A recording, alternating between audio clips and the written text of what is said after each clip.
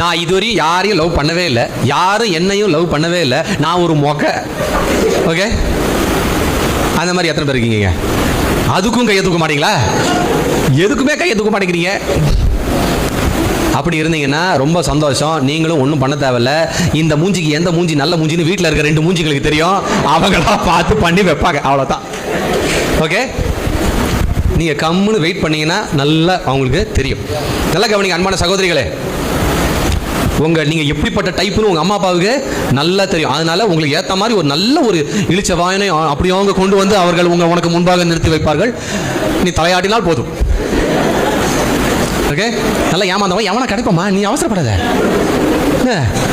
ஏன்னா அவங்களுக்கு தெரியும் நீ கோவக்காரி, நீ ஒரு சோம்பேறி, நீ ஒரு லூசு அப்படின்னு தெரியும். ஆனால் அதுக்கு ஏற்ற மாதிரி பையனை கொண்டு வருவாங்க அவங்க.